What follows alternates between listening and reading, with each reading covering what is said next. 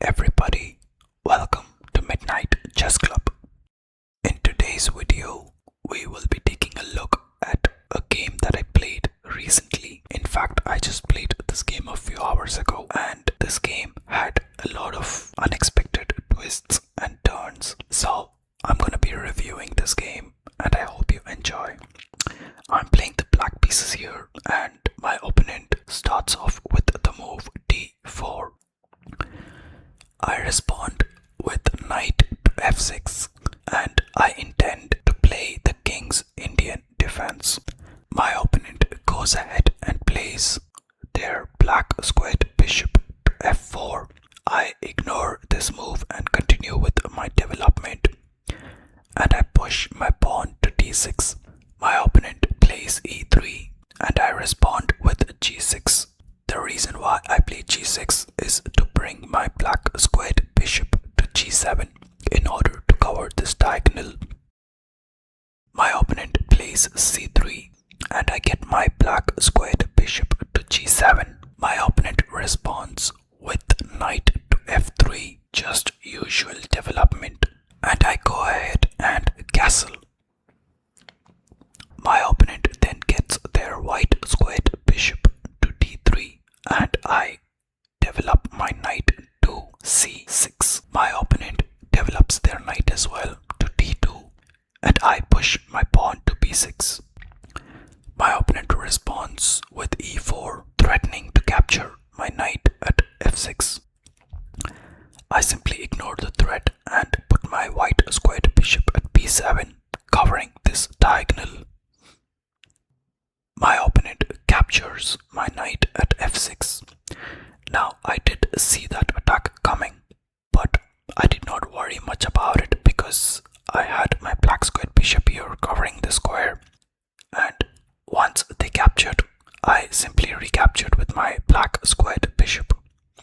So now my black squared bishop is at a good diagonal, eyeing all the pieces of my opponent.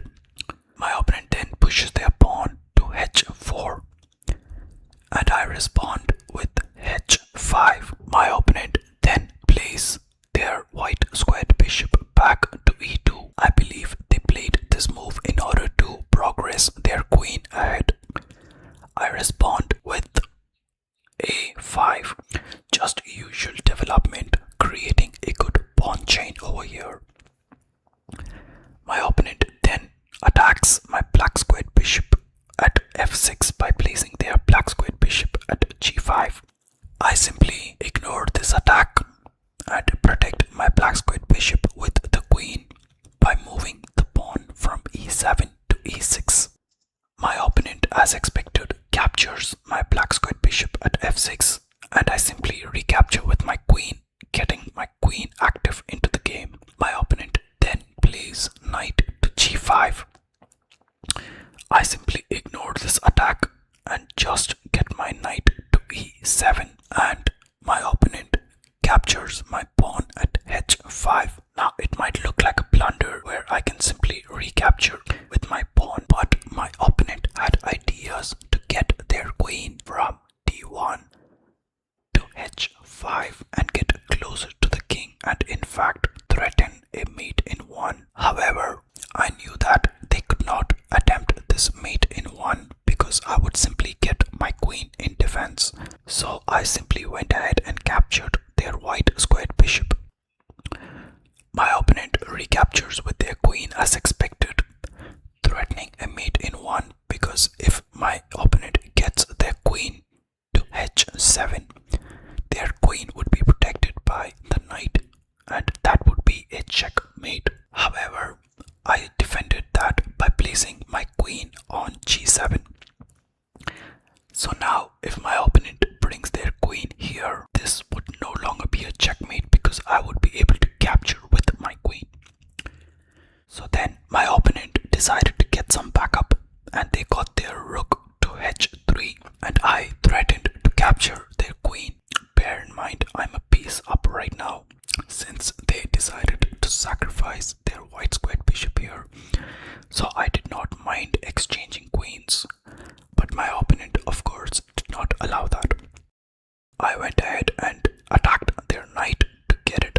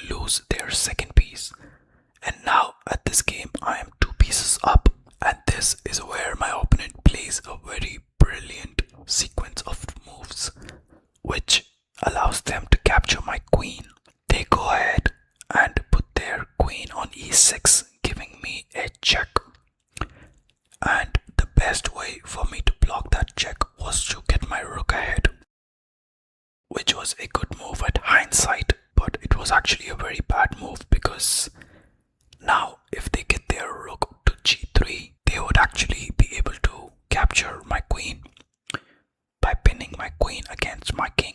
And my opponent did exactly that. They went ahead and put their rook on g3, and the only good move I could make was to capture their rook, and they of course recaptured my queen. Now in this game I am 2 or 3 pieces up, but they have my queen, so I still had some hopes in order to win this game. But let's see how it turns out. Now they've captured my queen and I've captured their rook, and then what I did was I went ahead and started collecting pawns. I captured their pawn on g2 and my opponent decided to castle. I then went ahead and moved my king forward to g7, and the reason I did this is to open the space for my rook in order to come to h8 or any other squares. My opponent responded by attacking my white squared bishop on g2, and I simply retreated and got it to d5. And that was not the only reason I got it to d5 because it was under attack, but I also was eyeing on the pawn on a2. At this point of the game, I thought if I just collect enough pawns and protect my king, I am going to win the game since I'm already 2 pieces up. My opponent gave me a check by moving their queen to g4, and I simply moved my king away, and then my opponent got their queen to h4. Not really sure why they did this, but it might be with the intention to capture my pawn on f6 in the future in case if I've moved my rook away on f7. I went ahead and attacked their queen by placing my knight on the f5 square. My opponent simply moved their queen away to h3 at the same time attacking my knight on f5. I then captured the pawn which was on e3 because when I attacked the queen by placing my knight on f5, I had also attacked the pawn, and as I said, my goal right now was to capture multiple pawns in order to win this game. My opponent pushed their pawn, and now I should have been careful because this pawn is being backed up by this rook and this pawn is being backed up by this queen, and if they continue pushing the pawns, they will go towards promotion. If you're new to chess, when the pawns reach the opposite side of the board, they get to promote to any piece. They can promote to a queen, a rook, a knight, anything they want. So that's why I should have been careful here, but instead I was so focused on my development and capturing pawns that I just moved the rook to e8. My opponent got their queen ahead to h4 in order to support these pawns and also to keep an eye on this pawn in case I moved the rook. In the next move, as I was planning to capture pawns, I went ahead and captured the pawn on a2. And this is where my opponent played the move g5, giving me a check. And now I knew that something had to be done because my king was being attacked by 2 pawns over here, and I did not have much space to go to. I responded by pulling my king back because if I had moved my king to h7, they would just push this pawn and double attack my rook and my king, and that's not good. And I obviously could not move my king here because that square was covered by this pawn at h5.